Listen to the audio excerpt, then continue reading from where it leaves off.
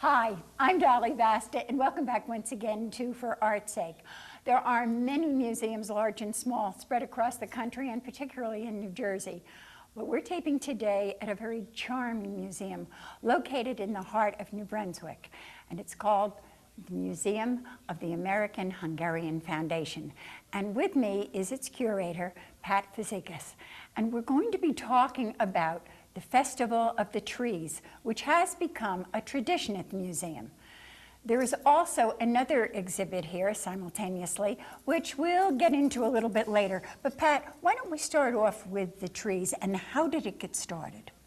Well, when we opened this building, it had always been a dream of Professor Molnar's to have an exhibit like this where we could invite groups from other cultures in to decorate Christmas trees according to their own tradition. He had seen a similar exhibit done in Chicago many years ago and thought that when he had a museum here in New Brunswick, a suitable place to house such an exhibit, that he would try and do something like it.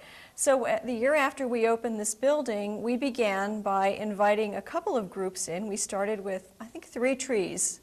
And the exhibit has grown. This is our 9th year, and we now have 11 trees in the exhibit. All right, well, why don't we start with the tree that really started the history of the trees? That's right, the German tree. All right, let's go. Pat, this seems to me to be a very traditional, old-fashioned tree, but what country is it from? This is from Germany, and we have been trying to get a German tree as part of this exhibit for 9 years, and this is the first time we've succeeded. The German American Society of New Jersey, based in Yardville, had a group of volunteers who decorated this tree for us, and it is done in the traditional German style with ornaments of cookies and the traditional blown glass ornaments. And as a matter of fact, I understand that the star at the top of the tree was handmade by one of their members. Isn't that interesting? It certainly is. But what fascinates me more than anything else is that according to the history of the tree really started in Germany. So they say. There's a legend that's often told about Martin Luther bringing a small Christmas tree in from the forest and decorating it with candles on Christmas Eve. They say that the first fully decorated tree was seen in Strasbourg in 1605, and it had apples and wafers and various candies on it. And there are still some elements about this tree that are similar. There are apples and various kinds of sweets and foil-wrapped candies on this tree too. I thought those cookies were real for a moment. They are. They are? Mm-hmm. Don't leave me here too long. But it really is a gorgeous tree. The candle lights, I think, are a bow to the tradition of using real candles on the tree. They do have some real candles, you see, but we don't light them, but not of course. Lit. In fact, they were quite a hazard at the time. Yes. This tree is from Belarus. Now, how long has it been since they started trimming trees again? They were part of the Soviet Union for a long time. Yes, they just broke away in the late 80s along with Latvia, Estonia, and Lithuania. I don't know how long they have been decorating trees there as a country, but I think a lot of the figures that are on this tree, especially the ones that are made from straw, recall not only some of the natural materials that they have available to them, but they also have a tradition whereby for their Christmas Eve meal, they lay straw on the table to remind them of the manger in which Christ was born. And I think perhaps that the straw recalls some connection with that. Because most of the ornaments that are on this tree are handcrafted. Yes, they seem to be. And even the ones that are not, the ones that are traditional ornaments, they're decorated with traditional folk motifs that you would see on folk art or embroidery. Almost reminds me of the Easter eggs. Yes, very much so. I think a lot of the same designs are those that you would find on Easter eggs. There are yarn dolls, there are other woven straw ornaments, and some of the traditional Christmas balls. I often wondered whether things like this, I did this before, I have to tell our audience, and knocked about 2 ornaments off of this, but I'll be very careful. But also possibly of peasant stock and of the times when these started. The straw and the very simplicity of them. Oh, yes. I think a lot of these may have come from villages where they had a lot of these materials available to them and not a whole lot else to decorate the tree with. You'll notice that with a lot of the groups, they used whatever they had at hand, whether it was fruit or nuts or straw, feathers, just Right. various materials that they had. Pat, the tree topper up there, is an unusual topper from the other trees. Most of the time you see a star or one of those globular kind of ornaments, but that is a straw figurine of a woman. I wonder if that is their conception of Mary. It could be. It looks like a traditionally garbed peasant figure from the time, much in the same way that the Victorian tree has an angel at the top of the tree. It's very, very interesting and so different from the other trees. Now we're standing between 2 trees that are really totally different in concept. The Italian tree, which is somewhat elaborate with the manger scene underneath, and over here to my left is the Scottish tree, which is a lot more austere. Oh, definitely. The Scottish tree, I think, owes a lot to the Calvinist tradition in Scotland, where they didn't really believe in putting a lot of gilt and fancy ornaments on the tree. This tree, some years, has also had shortbread cookies on it, but the lady who decorates this tree for us comes all the way from Yardley, Pennsylvania. You know, some of these trees are decorated by individuals and some of them are done by groups. And this year she chose just to put the tartan ribbons on that represent the various clans of Scotland.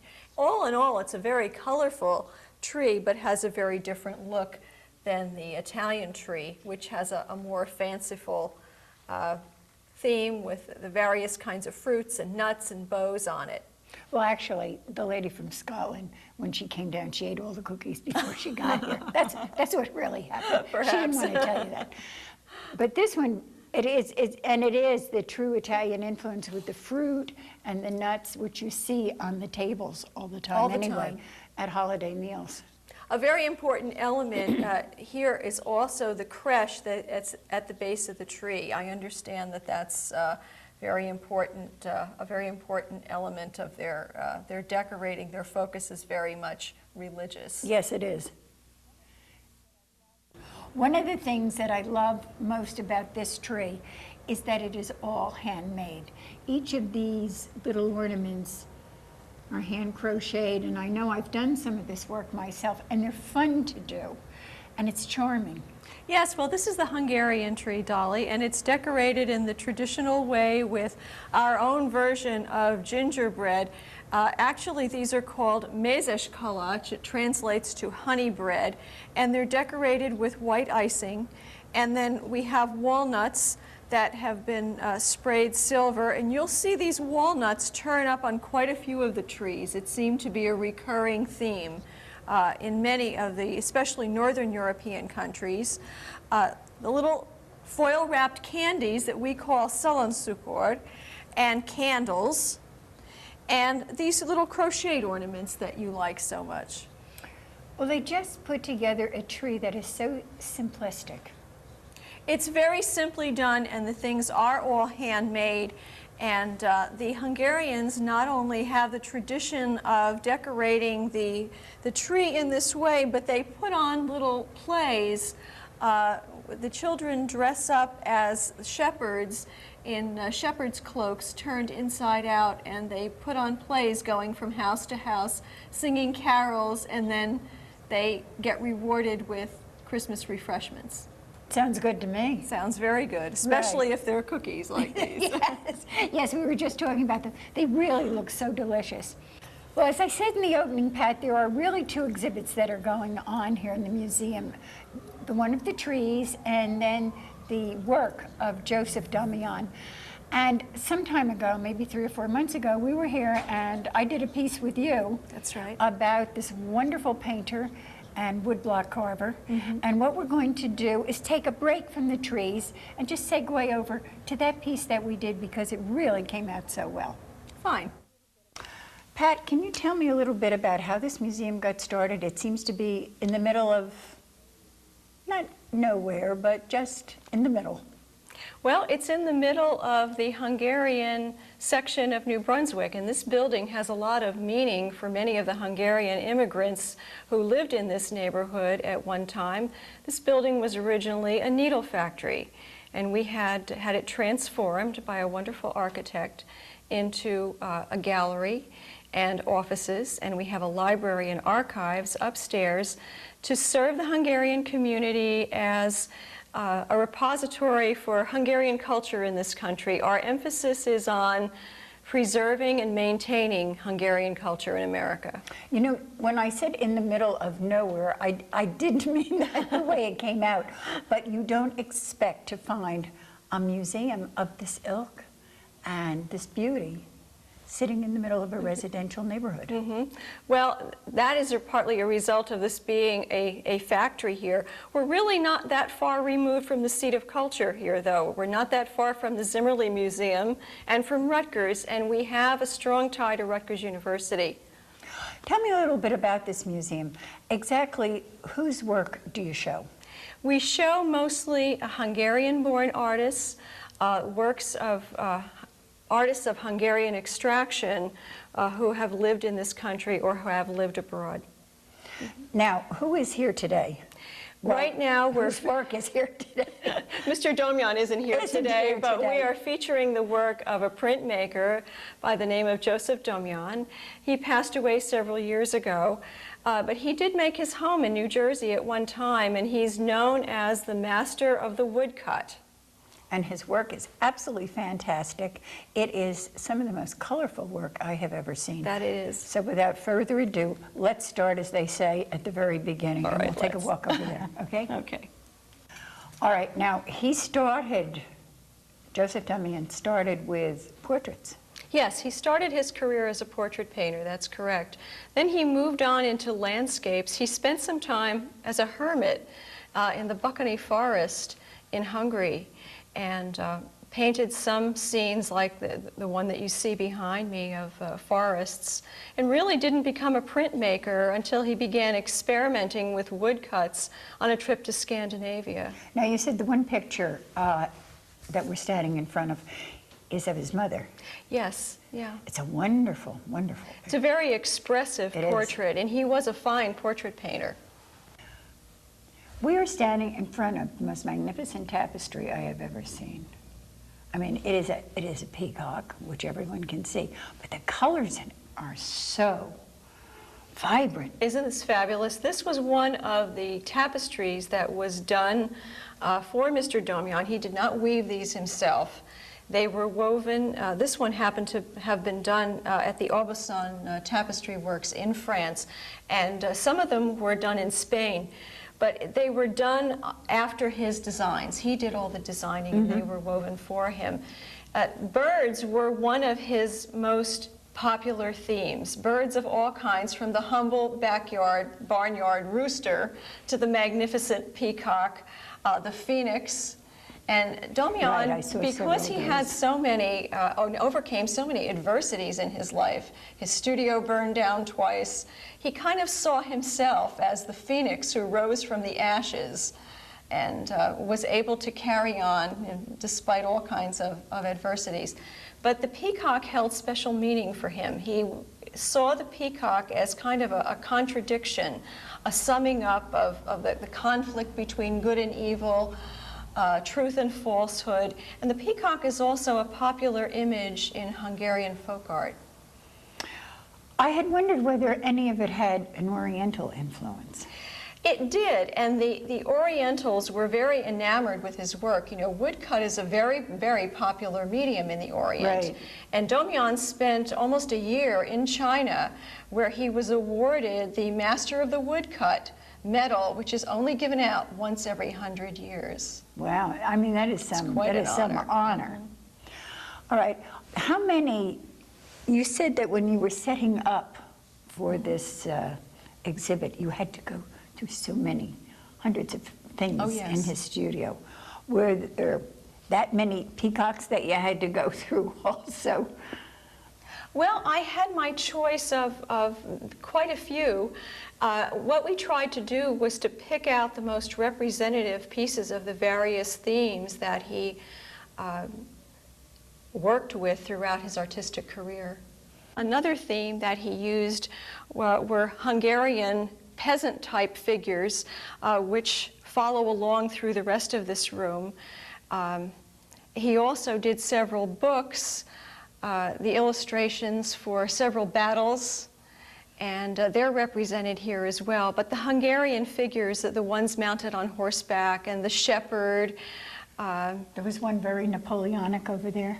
Yes, those are the figures on horseback over there, the kind of the Hungarian soldiers. And then all his botanical prints.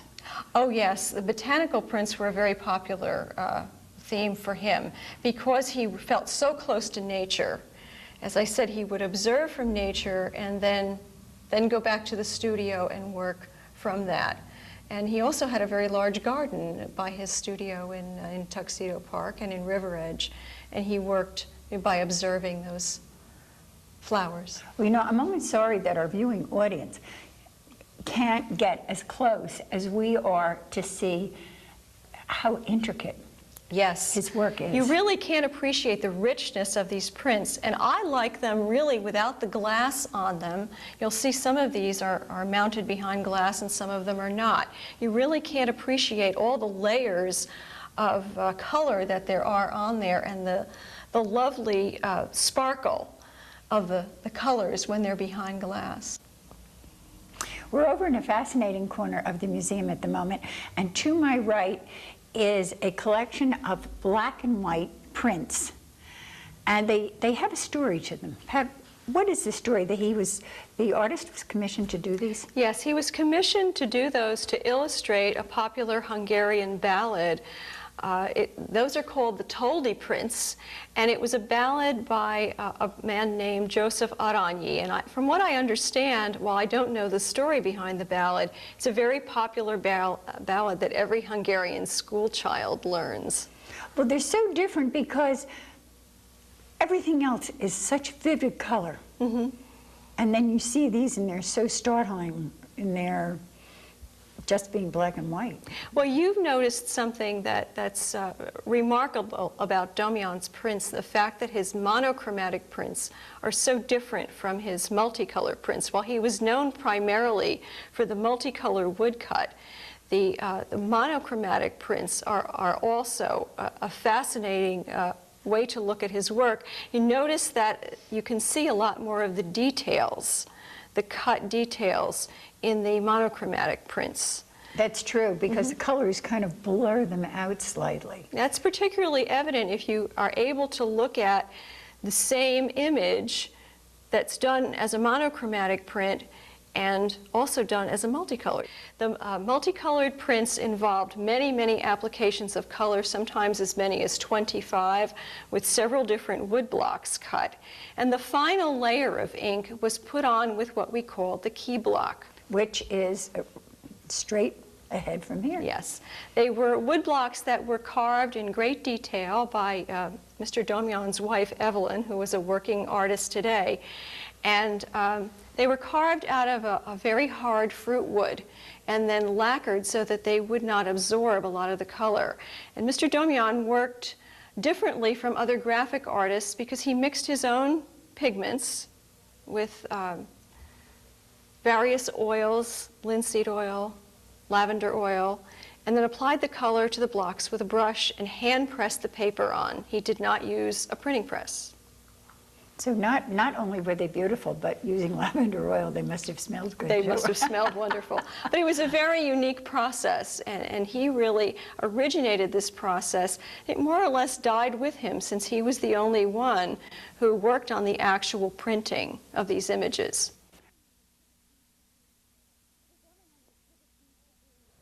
The Domjan exhibit seems to be a perfect backdrop Oh, I think it's a For the beautiful, holidays, a doesn't beautiful it? backdrop for the trees this year. The two exhibits work very well. Yeah, they together. kind of mesh.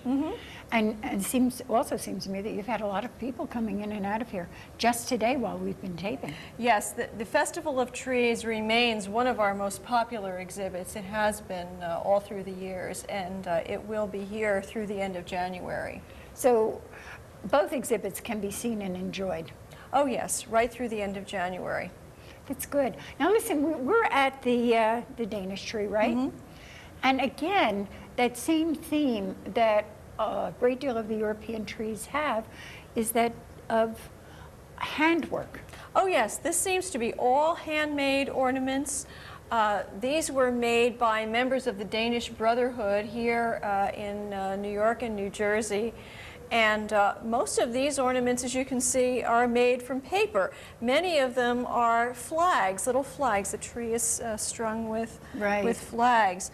The year that we had a Swedish tree, it was also done in the same way because, you know, all of the Scandinavian countries, the design of the flag is the same, only the colors are different. Right, and again we see the straw. Yes, the straw again, as in many of the Baltic and Northern European countries, and some little figures made from pipe cleaners and little gift boxes that have been wrapped and decorated. I think also it portrays some of the frugality of the countries themselves, and they are very frugal people. Oh, definitely, especially the people in the Scandinavian and Northern European countries. They really made good use of everything. Which is the way to go. Yes.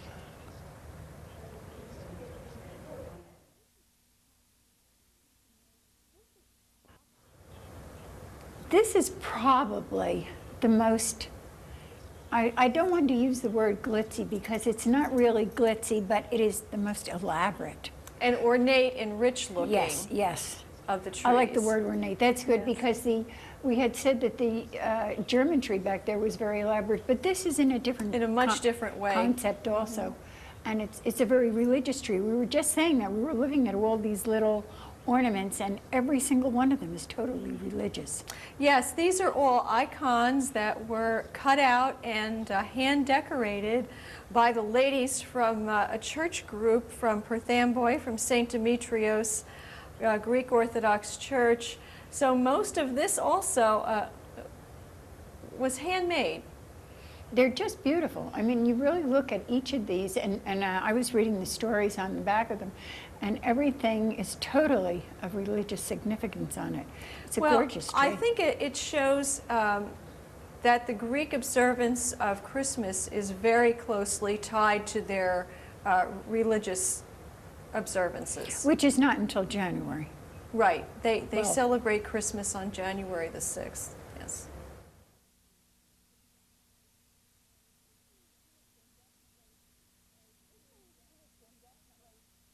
This seems to have been definitely a tree done by children because I remember the God's eyes. I have several of them at home. Yes, this tree was decorated by a group of kindergartners from the Roosevelt School here in New Brunswick who are part of the bilingual education program. Well, there are a lot of interesting ornaments on this, including that tree topper up there. Yes, that seems to depict the Holy Family up in that basket. That is really, now you said something earlier when we were looking at this tree that you had that for many years and it went up every year? Well, yes, this tree has been decorated by a different group of students every year, but that element has remained the same regardless of what the other decorations have been and the way in which they've changed. Now it goes from the very big to the minute. Oh yes, these tiny little miniatures in the walnut shells and in the baskets. Look at the tiny little figures that are inside. Oh, they are Look really, at the detail and the painting too inside of those. they're really They're unusual. magnificent. Just adorable. And then of course we have the wonderful reflectors. Yes, these are sun faces that have been made out of punched copper by the children. It reminds me of the ones years ago they had in back of the lights that reflected the lights. And before then, I think they had them behind the candles. as Before well. my time, Yes, Pat, before my certainly. time, before yours also. Listen, we have had just such a wonderful, wonderful exhibit and treat today, being able to come down here and see all these trees. It's been a great part of our holiday, and I hope it has been a great part of the audience's holiday, that they've enjoyed it. There is still time to come see this. Oh, yes. Let's reiterate and go back to this exhibit. Both these exhibits will still be here through January 25th. 25th. And the museum is at? The museum is at 300 Somerset Street. We're at the corner of Somerset and Bethany Streets in the heart of New Brunswick. And we're open on Tuesday through Saturday from 11 to 4, and on Sundays from 1 to 4. Now, you have another exhibit coming in right after that. And who is it? Well, we have a little bit of a break. After this comes down, the museum will be empty for a little bit. But then in March, we open with a very exciting exhibit and something very different from what we have up now. We have the work of Victor Vasta, and he was a Hungarian-born artist who is known as the father of op art. Oh, really? Yes. So much different. Very much different than this. We have paintings, a few sculptures, and some of his prints that we own here in the museum. And that, as I said, will be opening in March. Very colorful work. He was born in Hungary but lived most of his life in France. And we hope to have that up through the month of September, and then sometime in the fall, an exhibit of photographs from a woman named Suzanne Sauce.